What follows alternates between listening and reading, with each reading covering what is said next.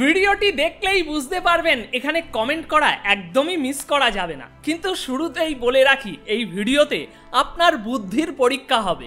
পাকিস্তানের শিষ্যরা তো প্রচণ্ড বুদ্ধিজীবী হয় শুনেছি, তাই আশা করছি বুদ্ধি ব্যবহার করেই আমার প্রশ্নের উত্তরগুলো দেবেন। আর হ্যাঁ, কমেন্ট বক্সে গালাগালি বা ধাক্কাধাক্কি একদম নয়, বরং যুক্তি দিয়ে বলুন কতটা সত্যিকারের দেশপ্রেমিক আপনি।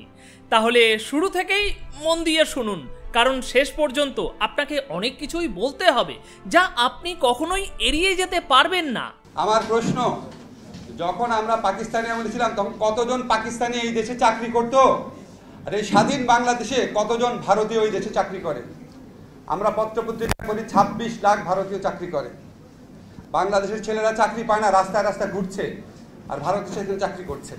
আপনারা প্রতিটি ক্ষেত্রে দেখবেন আমরা পাকিস্তান আমলে পাকিস্তান দ্বারা যতটা নিষ্পেষিত হয়েছি, যতটা অত্যাচারিত হয়েছি, যতটা শোষিত হয়েছি, তার চেয়ে অনেক বেশি এই স্বাধীন দেশে বসে ভারত দ্বারা শোষিত হই, ভারত দ্বারা অত্যাচারিত হই। আপনারা তো বলেন যে যত বেশি ভারত বিদ্বেষী সে তত বেশি দেশপ্রেমিক। তাহলে বলুন তো, ভারত সমর্থনকারী সরকার তো এখন বাংলাদেশ থেকে চলে গিয়েছে, এখন তো আপনাদের নতুন দেশপ্রেমিক সরকার এসেছে। তাহলে সেই 26 লক্ষ ভারতীয়দের কেন এখনো বিদায় করা হচ্ছে না বাংলাদেশের মাটি থেকে? আপনাদের এই দেশপ্রেমের আগুন কেন এখন জ্বলে উঠছে না? নাকি আসল কথা হলো ভারত বিদ্বেষের মশলা ছাড়া আপনারা রান্নাঘরে ঢুকতে পারেন না? দেশের জন্য কাজ করার চেয়ে ভারতকে দোষ দেওয়া যেন আপনাদের কাছে এখন ট্রেন্ডিং ফ্যাশন হয়ে গিয়েছে। যদি তোমরা এক বাপের বেটা হয়ে থাকো, যদি তোমরা সত্যি দেশপ্রেমিক হয়ে থাকো, যদি তোমরা সত্যিকারের মরদ হয়ে থাকো, তাহলে ভারতের সঙ্গে সমস্ত সম্পর্ক মুছে ফেলো। বর্ডার থেকে শুরু করে ব্যবসা বাণিজ্য সব সব সব সব সব বন্ধ করে দাও।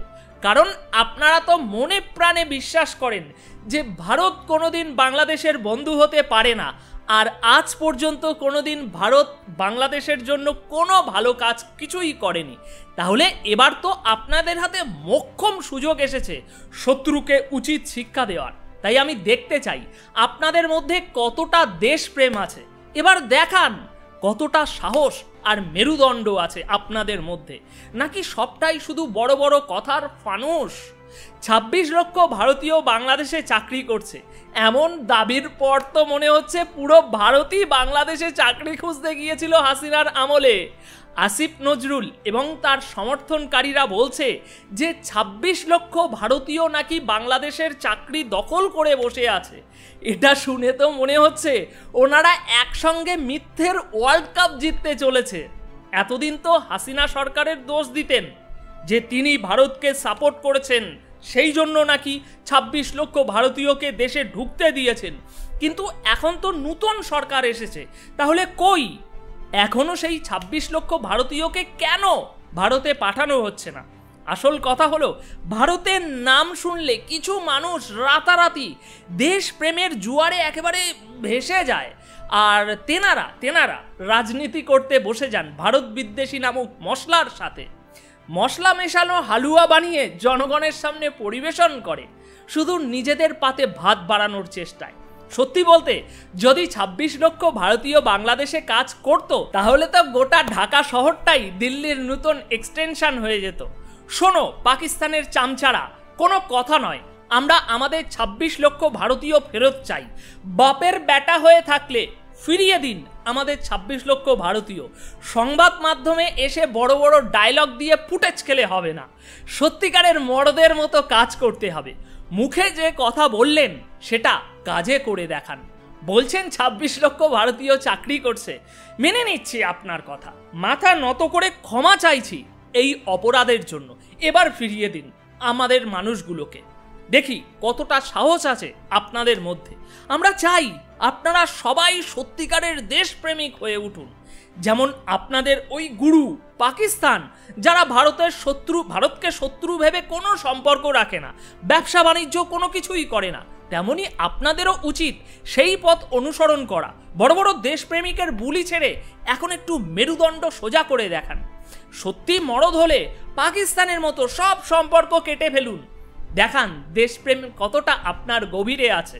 শুধু মুখে বড় বড় কথা বললে দেশপ্রেমিক হওয়া যায় না, কাজেও সেটা করে দেখাতে হয়তো, তাই না? আর দীর্ঘ 15 বছর পর পাকিস্তানি ভাইরা এখন তোমাদের দেখানোর সময় এসেছে তোমরা কতটা মরদ আর কতটা পাকিস্তানের ফলোয়ার। আমি বলছি না যে আপনারা অপদার্থ, কিন্তু যেভাবে অন্যের ওপরে দোষ দিয়ে নিজেদের পিঠ বাঁচাতে চান আর নিজেদের অপদার্থ অকর্মগুলো ঢাকতে চান, তাতে তো সন্দেহ থেকেই যায়। দেশপ্রেমের বড় বড় বুলি আওড়ানো সহজ, কিন্তু যখন আসল কাজে নামতে হয় তখন কেন ভিজে বিড়াল হয়ে যান? নিজেদের ভুল ঢাকতে অন্যের দোষ খোঁজার খেলা এবার বন্ধ করুন, এবার অন্তত বন্ধ করুন। আর যদি সত্যি কিছু করে দেখানোর সাহস থাকে তাহলে তা প্রমাণ করে দেখান। অন্তর্বর্তীকালীন সরকারের উপদেষ্টা পরিষদে শওকত হোসেনকে প্রথমে স্বরাষ্ট্র মন্ত্রণালয়ের দায়িত্ব দেওয়া হলো, কিন্তু দুদিন যেতে না যেতেই সেই পদ থেকে সরিয়ে আবার তাকে পাট ও বস্ত্র মন্ত্রণালয়ের উপদেষ্টা বানিয়ে দেওয়া হলো। একবার ভাবুন তো, দেশের স্বাধীনতার জন্য এত বড় একটা আন্দোলন, এত মানুষ শহীদ হয়ে গেল, আর আপনারা এমন একটা গভীর পরিস্থিতিতে সরকারের গুরুত্বপূর্ণ মন্ত্রণালয় বন্টন করতে গিয়ে এরকম ভুল করেছেন। এটা কি আপনাদের অপদার্থতার পরিচয় নাকি অন্য কিছু? সেটাও বুঝে উঠতে পারছি না। যুক্তি অনেক দাঁড় করাতে পারেন, কিন্তু প্রশ্ন তবুও ওটা থেকে যায়। আপনারা সরকার গঠন করেছেন, অথচ মনে হচ্ছে যেন স্কুলের ক্লাসে ছাত্রছাত্রীদের মধ্যে চকলেট ভাগ করেছেন। এই সিরিয়াস সিচুয়েশনে কে কি মন্ত্রণালয় পাবে সেই সিদ্ধান্ত নিতেও আপনারা এতটা অমনোযোগী হতে পারেন? আপনারা যারা 26 লক্ষ ভারতীয় বাংলাদেশে কাজ করছে বলে দাবি করছেন, তাদের উদ্দেশ্যেই বলছি, নিজেদের অপদার্থতা ঢাকতে আপনারা আর কি কি গল্প সাজাবেন? আপনারা খুব ভালোভাবেই জানেন যে দেশের বেকারত্বের আসল যে সমস্যা সেটা সমাধান করার ক্ষমতা আপনাদের নেই। তাই ভারত বিদ্বেষী নামক মশলা দিয়ে জনগণকে ভুলিয়ে ভালিয়ে রাখতে চাইছেন। নূতন সরকার যদি সত্যি এত দেশপ্রেমিক হয়, তাহলে তারা কেন এই ভারতীয় চাকরিজীবীদের বিরুদ্ধে কোনো পদক্ষেপ নিচ্ছে না? এখনো কোনো কথা বলল না। আসল কথা হলো শুধু নিজেদের ব্যর্থতার ঢাকার চেষ্টা। যদি ভারত সত্যি আপনাদের দেশের এত বড় ক্ষতি করে থাকে, আর যদি ভারতই আপনাদের দেশের সবচেয়ে বড় শত্রু হয়, তাহলে এই দেশপ্রেমিক সরকার এখন কেন ভারতের সঙ্গে সম্পর্ক রাখতে চাইছে? আপনারা তো এতদিন বলে এসেছেন ভারত কখনোই বাংলাদেশের বন্ধু হতে পারে না, তাহলে এখন কেন শত্রু হচ্ছেন না? ভারত তো একটা অপদার্থ দেশ, ভীষণ খারাপ দেশ। তারা তো চাইবে আপনাদেরকে দমিয়ে রাখতে, আপনাদের সাথে সম্পর্ক করতে, কিন্তু আপনারা কেন সেই শত্রুর সাথে, সেই অপদার্থ দেশটার সাথে আগ বাড়িয়ে সম্পর্ক করতে যাচ্ছেন? কাট করে দিন না। বলুন না যে এতদিন আপনাদের পুতুল সরকার এখানে বসিয়ে রেখেছিলেন, তাকে আমরা বিদায় করেছি, এখন আমরা স্বাধীনভাবে আমাদের দেশটা চালাবো, আপনাদের সাথে কোনো সম্পর্ক নেই। 15 বছর ধরে আপনারা আমাদেরকে দমন পীড়ন করেছেন, তাই আপনাদের সাথে আর কোনো সম্পর্ক নেই। এটা কেন আপনারা বলছেন না? ভারত তো চাইবে সম্পর্ক রাখতে, কারণ ওটা তো একটা অপদার্থ দেশ, ওরা তো শুধু নিজেদের স্বার্থে কাজ করে, তাই ওরা তো চাইবে। কিন্তু আপনারা কেন এইটা চাইছেন? কেন এই নূতন সরকার ভারতের সঙ্গে সম্পর্ক বজায় রাখার জন্য এত মরিয়া? আপনারা যখন দেশপ্রেমের এত বড় দাবিদার, তখন পাকিস্তানকে একবার দেখে নিন, আপনাদের গুরুকে একবার দেখুন তারা কি করেছে। তারা মরদের মতো ভারতের সঙ্গে সমস্ত সম্পর্ক বিচ্ছিন্ন রেখেছে, একেবারে সত্যিকারের শত্রুর মতো আচরণ করেছে।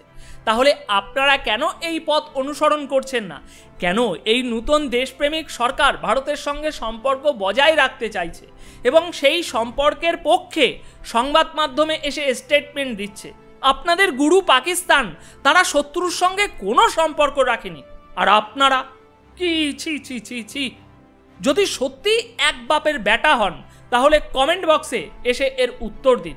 দেখান আপনারা কতটা সাহসী আর কতটা দেশপ্রেমিক। শুধু মুখে বড় বড় কথা বললে হবে না, এবার কাজের প্রমাণ দিন। দেশের জন্য, আপনার দেশপ্রেমিক সরকারের জন্য, এবং সর্বোপরি আপনাদের দাবি করা সত্যের জন্য উঠে দাঁড়ান। সব শেষে আমি একটা বিষয় পরিষ্কার করতে চাই, এখানে যা কিছু এত সময় বললাম আমি, তা বাংলাদেশের সমস্ত মানুষদের জন্য নয়। আমার কথাগুলো শুধুমাত্র তাদের উদ্দেশ্যে যারা পাকিস্তান প্রেমিক, যারা পাকিস্তানের চেলা চামুন্ডাদের মতো আচরণ করে, আপনারা যারা সত্যিকারের দেশপ্রেমিক তাদের প্রতি আমার কোনো অভিযোগ নেই, কিন্তু যাদের ভিতরে পাকিস্তানের আদর্শ টুসে টুসে টুসে টুসে ভরা রয়েছে একমাত্র তাদের জন্যই এই ভিডিওর প্রতিটি শব্দ। এখন ভিডিওটি দেখার পর আপনারা নিশ্চয়ই বুঝতে পেরেছেন প্রশ্নগুলোর উত্তর দিতে গেলে শুধু বড় বড় কথা বললেই চলবে না, এটাও একটু ব্যবহার করতে হবে। আর যেহেতু আপনারা প্রচণ্ড বুদ্ধিজীবী, তাই আমি আশা করছি কমেন্ট বক্সে গালাগালি ধাক্কাধাক্কি নয়, বরং বুদ্ধির সঙ্গে সঠিক উত্তর দেবেন। দেখাই যাক সত্যি কতটা বুদ্ধি আছে আপনাদের মধ্যে, নাকি শেষ পর্যন্ত শুধু অভদ্রতামি করেই মন ভরাবেন। উত্তেজনা এখন কিন্তু তুঙ্গে, তাই প্রস্তুত থাকুন কমেন্ট করার জন্য। কিন্তু মনে রাখবেন, কমেন্ট করার সময় বুদ্ধি ছাড়া অন্য কিছু ব্যবহার করলে সেটা আপনারই পরিচয় হয়ে থেকে যাবে।